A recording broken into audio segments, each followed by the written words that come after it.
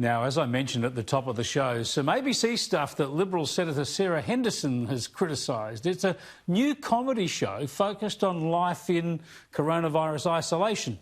Here's a snippet.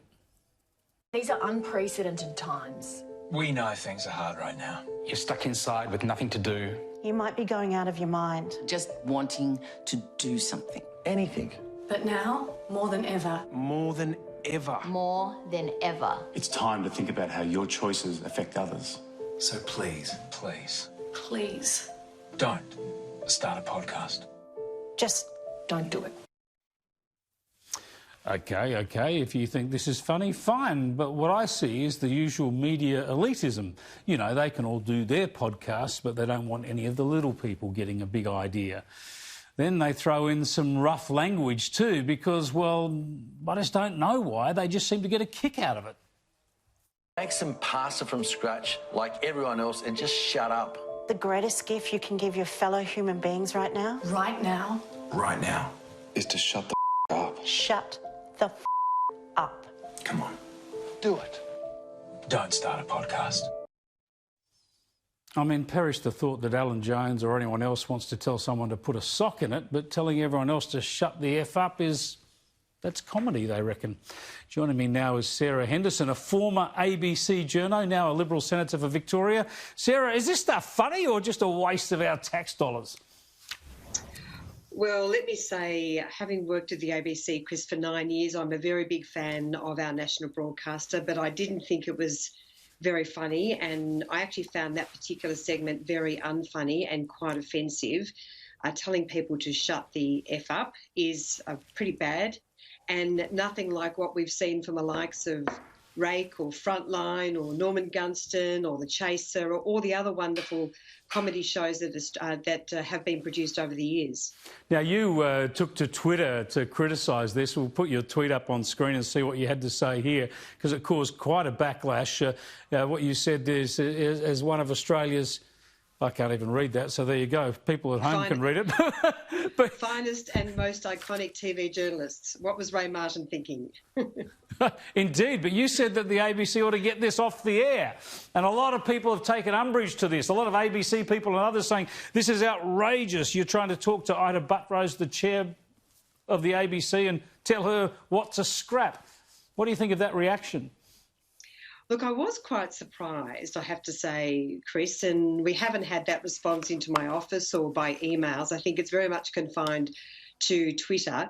And, of course, everyone has their own view, and as a member of the government, we have no control whatsoever on the editorial content of the ABC, and I make that point very clearly.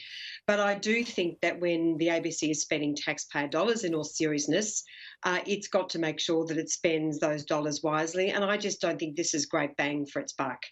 And as I say, the ABC has an incredible history of producing first-class comedy, has a wonderful history going back to Auntie Jack and, as I mentioned, some of the other programs before, including Frontline, and I had a small role on Frontline at one point. Many years ago now. Well, but I do think that perhaps there was a little bit of overreaction in my comments. There was, actually. I was just going to show a tweet here from Sally Rugg, who's hardly right of centre. She's been an activist for Get Up and the like, and she says, I don't know who made the ABC video, but if you've been thinking about starting a podcast, you should. More voices and more perspectives and more stories enrich our communities. We don't all have to have the same interests. Don't let famous people tell you otherwise.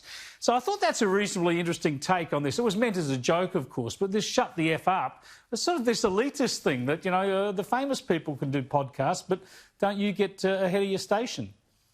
Look, I certainly agree absolutely with Sally Rugg. I mean, one of the great things about the internet, about podcasts, about the fact that we all have a camera on our phone is that we all have a voice.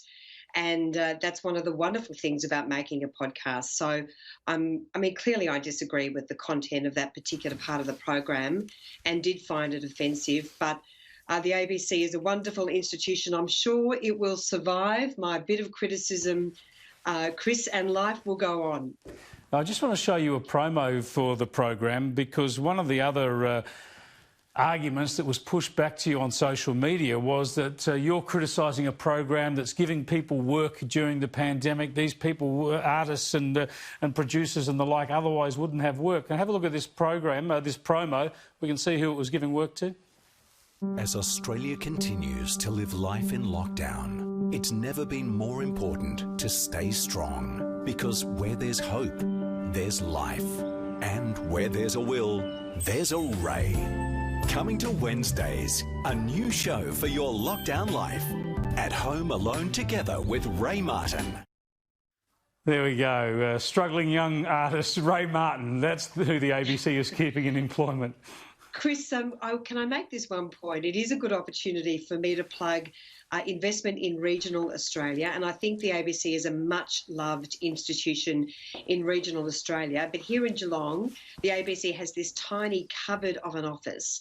So please, here is a plea, please, please, can we invest in a proper office, in a proper studio for the ABC here in Geelong, which looks like something you have never seen in Australian broadcasting. So there we go, an opportunity to drive some more investment into regional Australia. You're dreaming. You used to work at the ABC, as did I, which would surprise a few people, but you know that they don't care about anything that's happening in Geelong. It's South Bank and it's Ultimo. It's inner city Melbourne and inner city Sydney. That's all it's about.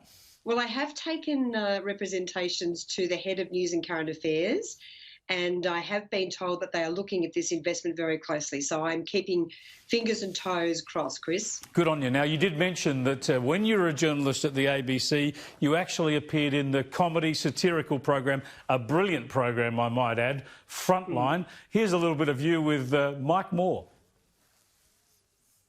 Journalist of 20 years' experience, a Walkley Award winner like yourself, Sarah, but he made a mistake and now he's paying the price. Suspension for 1 month? Absolutely. It was a breach of the code of conduct. It was a misrepresentation of the facts. 1 month? Sure, I know. And it makes you realise that no one's tougher on themselves than us journos. Like, what I'm trying to say is, shouldn't he been sacked? There you go. You can hardly criticise ABC comedy after that role. Rob Sitch there playing Mike Moore. Frontline was a brilliant series.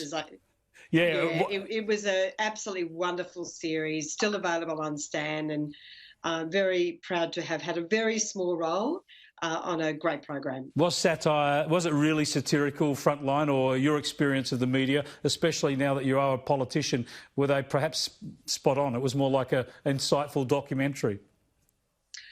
Well, I had quite a strong connection with the producers of Frontline at the time, and they did their research well, and I think there was a lot of factual underpinning in their stories. It sure was. There sure was. Thanks for joining us, Sarah. I appreciate it.